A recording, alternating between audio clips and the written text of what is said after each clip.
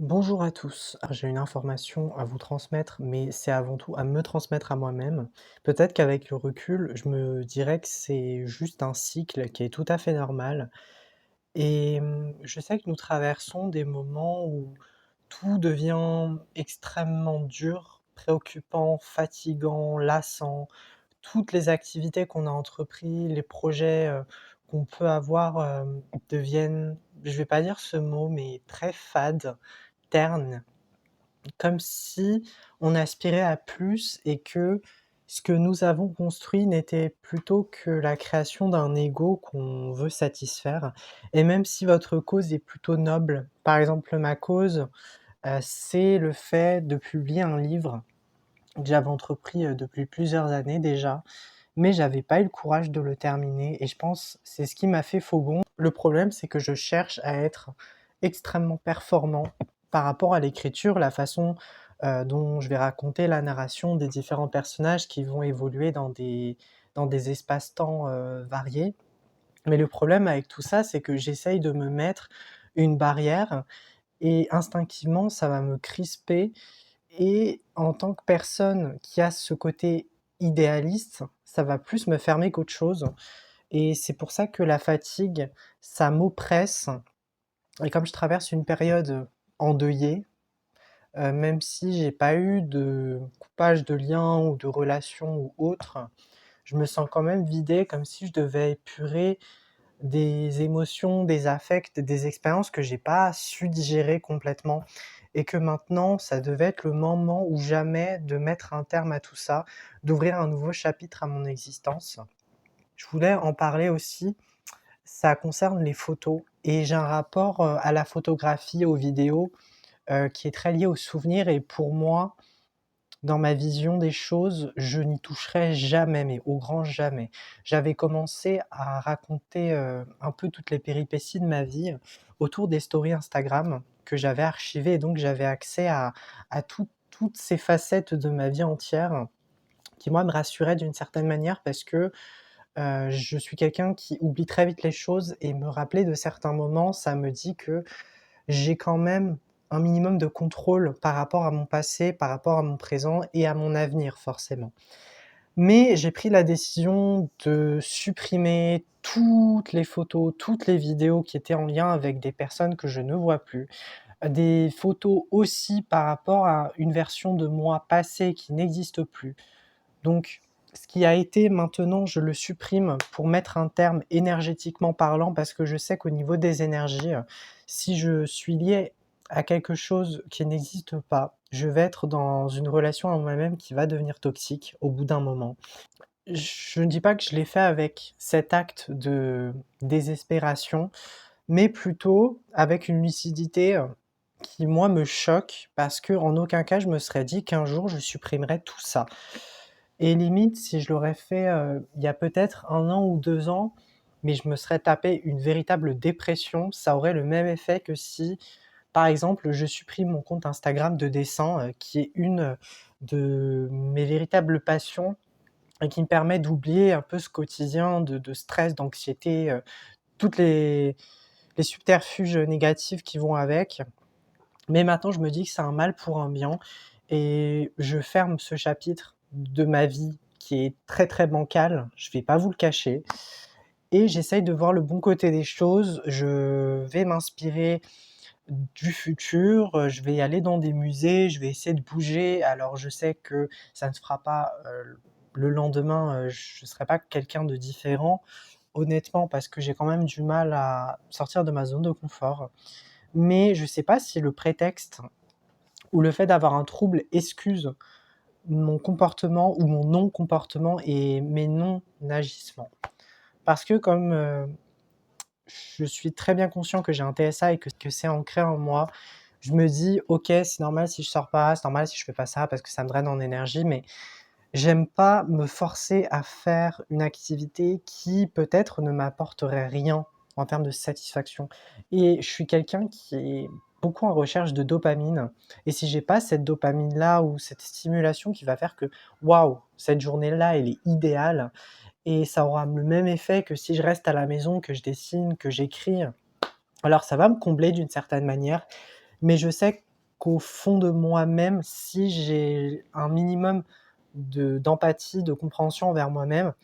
du point de vue de mon âme, je parle et pas de mon esprit analytique, ma logique, qui aime bien, remplir son existence de milliards et de milliards de choses qui n'ont peut-être aucun intérêt, dans la matière elle-même, dans la concrétisation de qui je voudrais être. Parce que tout ça, au final,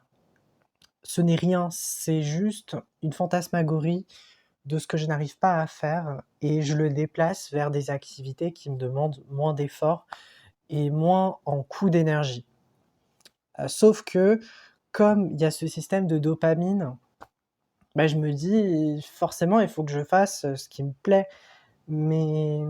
ça reste très compliqué d'avoir des limites et de me dire: «OK, il faut que je fasse ci, il faut que je fasse ça», même si ça me plaît pas et de rester quand même dans ce fil de: je dois avoir un sens et toutes les activités que je fais doivent résonner avec mon bonheur à moi, ce qu'est l'amour, ce que représente aussi la justesse intérieure. Et cette justesse intérieure, comme j'aime bien le dire, elle est à la fois très douce et très destructrice parce que ça peut mener à des comportements nocifs envers moi-même et nocifs aussi envers les autres. Et cette suppression, des photos, de tous ces souvenirs qui m'ont rendu, autrefois très heureux parce que, je me suis dit: «Waouh, peut-être quand j'aurai 90 ans, quand j'aurai fait toute ma vie», alors j'espère que dans le futur je serai quelqu'un d'heureux. J'ai pas envie de dire ça parce que ça peut porter malheur ou j'ai pas envie d'avoir l'œil, mauvais sur ça. Mais en voyant ces photos qui datent d'une époque, peut-être que j'aurai une nostalgie de bonheur et que toutes ces émotions négatives, elles m'auront traversé, mais depuis très longtemps. Sauf que dans ce moment-ci, ce n'est pas le cas. Et j'ai pas envie que le moi du futur regrette l'action, c'est-à-dire la suppression de toutes ces photos, parce que je me dis: «Peut-être que dans le futur, je vais être dans un état émotionnel autre». Mais là, je sais pas si je suis lucide avec moi-même et si je fais preuve de justesse ou au contraire, si je suis tellement dans le déni de moi-même et le fait de gerter tout ce passé, qui m'a à la fois rendu très heureux, mais très malheureux parce que ce que je recherche avant tout, c'est la neutralité, c'est la paix. Mais la paix, ça exige aussi le fait qu'il y a peut-être des moments moins euphoriques, moins heureux que je vais expérimenter et ça, j'en suis très conscient. Et la douceur dans un futur, ça peut me ramener à ce sentiment de contemplation, d'évasion, mais j'espère, juste que je vais pas le regretter et que je ferai pas chemin en arrière et je sais que j'ai 30 jours pour y réfléchir par rapport à mes photos si je les réintègre dans mes stories et donc comme ça j'aurai accès, à ces souvenirs donc de 2022, il me semble la première photo jusqu'à 2026. Alors j'ai été très peu productive en 2025-2026 parce que j'ai été chez moi et qu'au bout d'un moment, si je dois à chaque fois modifier les photos parce que je suis quelqu'un de très perfectionniste et j'aime pas quand une photo soit floue ou qu'il soit de mauvaise qualité. Donc à chaque fois que je mets, des choses en story, il faut que ça soit la netteté soit au maximum, la couleur, la brillance à son apogée, sinon ça ne va pas être dans la story. J'ai cette image un peu de catalogue, ça doit être tout beau, tout parfait, tout bien rangé, comme des souvenirs en fait que j'arrive à contrôler. Sauf que non, c'est pas comme ça que ça marche et que ces souvenirs-là, au bout d'un moment, il y a aucun affect qui va avec et limite ça peut me dégoûter de ces personnes. Par exemple, j'ai eu beaucoup de photos, de Wissem, de Bruna, de Carly, d'autres personnes avec qui, j'ai pu être ami ou j'ai pu, avoir un certain lien, même si j'appellerais pas ça de l'amitié en soi. Plutôt une relation, oui, d'égal à égal ou par intérêt, même si c'est pas volontaire et c'est pas aussi de la manipulation, hein, faut le conscientiser. Sauf que ça me ramène à le fait d'être désespéré au point que les seules sources de motivation qui me permettent d'être un minimum heureux, c'est de faire appel à cette nostalgie-là et à ce passé. Sauf que moi, je n'en veux pas de ça, je ne veux pas de ce comportement-là. Je préfère être dans le vide complet et penser au futur plutôt que d'être ramené constamment au passé et limite d'être déprimé. Et j'avais vu un article sur internet qui disait que quand tu penses trop au passé, tu deviens déprimé, dépressive parce que tu n'arrives pas à être ancré dans la matière, dans le moment présent, tu n'arrives pas à profiter de ce que la vie t'offre sur le moment donné et quand tu es le futur, quand tu es trop dans l'anticipation, tu ne vis plus le présent parce que tu es constamment anxieux, tu te prépares, tu envisages, 1000 scénarios Mais honnêtement, je trouve que le côté positif dans l'anticipation, c'est le fait de se sentir vivant, qu'il y a une certaine adrénaline. Alors que dans le passé, quand tu y repenses, l'adrénaline, elle a été, mais elle ne l'est plus actuellement.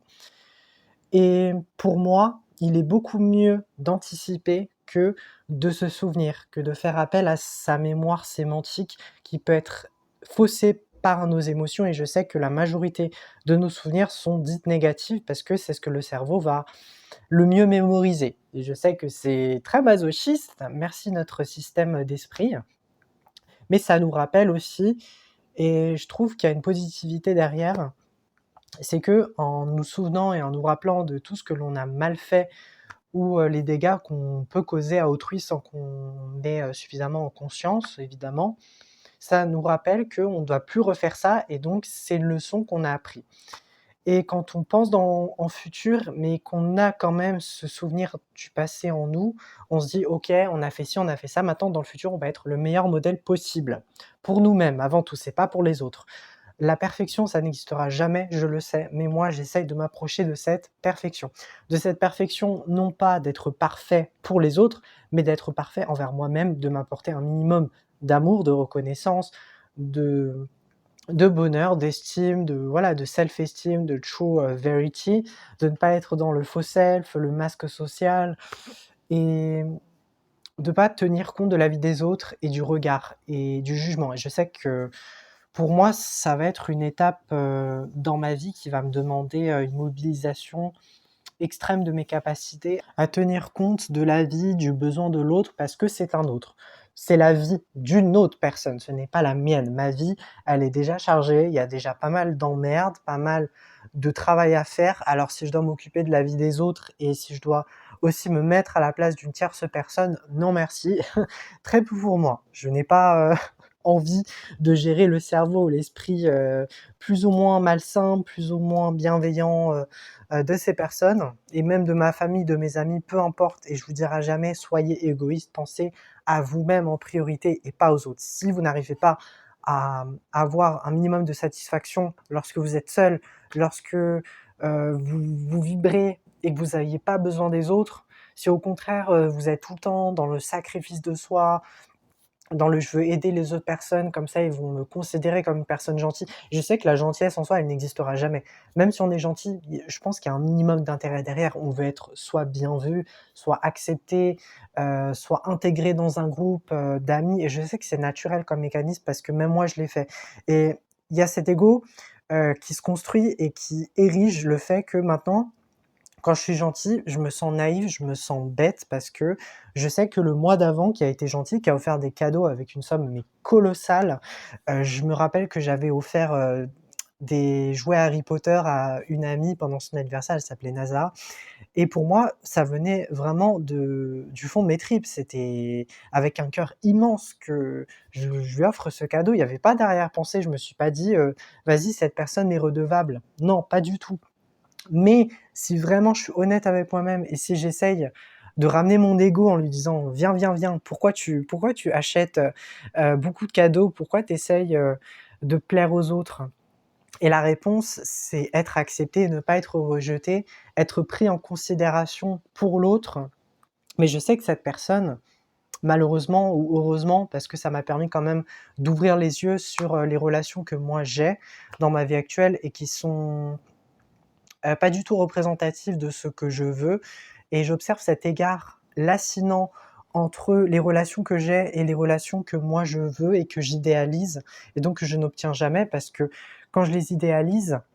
c'est pas des relations humaines, c'est des relations fictives, imaginaires qui n'existeront jamais. Je sais que tout le monde a des défauts et a des qualités.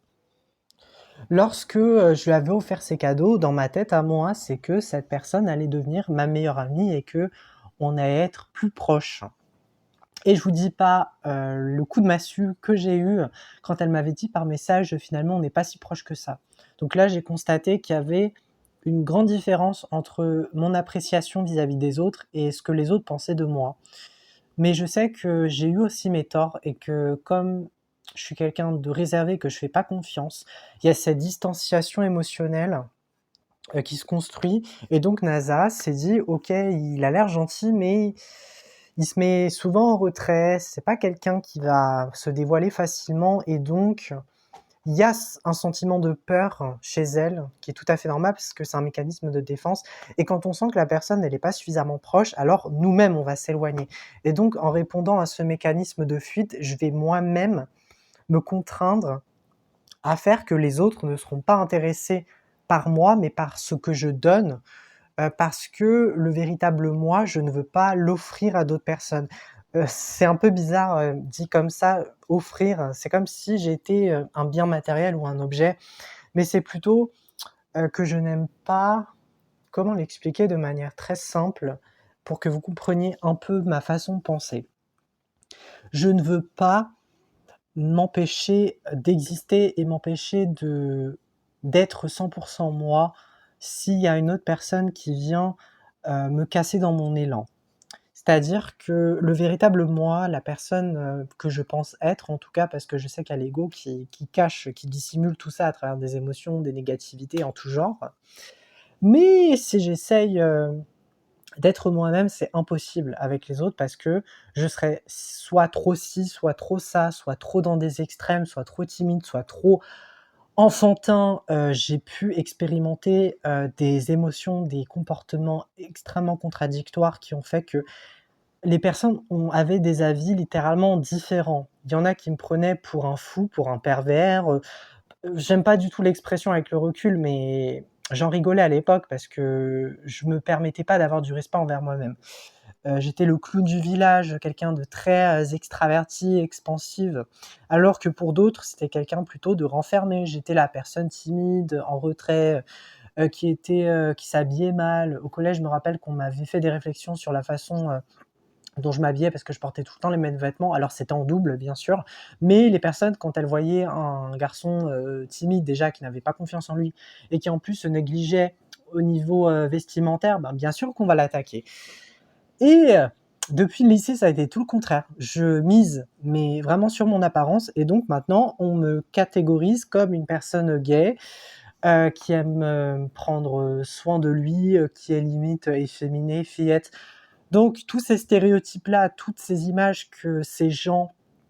ont et qui sont erronées fondamentalement parlant, parce que je ne suis pas que le gars, perfectionniste, je ne suis pas que le gars efféminé, je ne suis pas que le gars négligé et entre la perfection et le je m'en foutiste, mais il y a un véritable paradoxe qui est intérieur et qui se fait en moi. C'est que peu importe comment je me comporte et comment je suis, il y aura toujours une personne qui va avoir un avis complètement différent de ce que moi je pense de moi-même et qui va être complètement divergent aussi. Donc bon, je vous dis pas, c'est un remue-bazar, les souvenirs, tout ça, je sais que ça peut être agréable à regarder, parce que ça vous rappelle une, nostalgie, un passé que vous avez plus, mais quand vous l'avez plus, je trouve que s'y attacher, s'y référer, c'est une preuve de non-respect envers soi-même et c'est même un indicateur de, vous voulez rester dans la souffrance parce que vous n'êtes pas capable d'aller de l'avant et vous mettiez mais des œillères sur vous en vous disant: «Oh tiens, si j'allais marcher dans un endroit marécageux, dans un endroit où il y a des entrailles, des os, de la chair en putréfaction». Parce que tout ça, c'est inerte. Cet ensemble dans lequel vous croyez, que c'est un refuge pour vous, que c'est idyllique, puisque le passé, fait référence à la petite enfance, à l'adolescence, à l'insouciance, la naïveté, mais ne vous oubliez pas qu'à partir du moment où vous êtes dépressive, que vous avez des symptômes d'anxiété, c'est que, derrière ce passé, généralement, il n'y a pas des choses très reluisantes à voir. Donc je ne vous conseillerais pas d'y aller dans cet endroit marécageux, cet univers, qui ne vous appartient plus parce que, c'est mort. Le passé, je sais que vibratoirement parlant, il existe toujours, que c'est un lieu en soi et que le temps dont nous concevons n'est pas représentatif du temps, qu'on conçoit dans l'éternité. Mais lorsque nous vivons dans la matière, il faut s'intéresser au présent et au futur. Mais si vous pouvez, vous intéresser véritablement à ce que vous traversez dans le moment présent, sans avoir à vous projeter des images et des images, des flux de pensées, qui probablement ne se réaliseront jamais, je pense que faut méditer, faut faut se reposer aussi. Le sommeil, ça peut aider, les siestes aussi, je le conseille de le faire parce que ça vous ramène sur terre et ça vous recharge énergétiquement et au niveau de votre système, ça va faire que le système nerveux, il va pas être totalement en suralerte constante parce que généralement, c'est dû à des traumatismes, des traumas plus ou moins lourds et je le dis, c'est pas une partie de plaisir tout ça. Mais c'est un mal pour un bien et je regrette absolument pas le fait que j'ai supprimé toutes ces photos. Je regrette absolument pas le fait que j'ai pu jeter, des biens matériels qui ne me correspondaient plus. C'est également le cas pour tous mes dessins. Je me rappelle que j'avais commencé le dessin en 2021 lorsque j'étais en seconde. Alors mes dessins n'étaient pas du tout représentatifs de mon niveau actuel, mais à partir de 2024 ou 2025, j'ai tout jeté. C'était un gros pétage de plomb, mais c'était une véritable libération émotionnelle. Ça m'a permis de faire le point avec moi-même et de me dire: «OK, à partir de là, je sens que je suis coincé dans une énergie qui ne me convient plus» et donc même en jetant mes dessins et je sais que c'est une preuve peut-être de lâcheté pour certains, mais pour moi, il s'agit d'un acte d'amour parce que j'aime bien mes dessins, mais ça va pas m'affecter au point où, je vais me sentir lié à ce que j'ai fait. Non, non, pas du tout, parce que ça appartient au passé. Maintenant, je sais que j'ai un autre niveau, que je suis capable de bien plus et que ce que je peux faire, dépasse largement, mes pensées, mes préoccupations. Et même ces dessins, à vrai dire, ils sont pas si exceptionnels que ça, donc bon,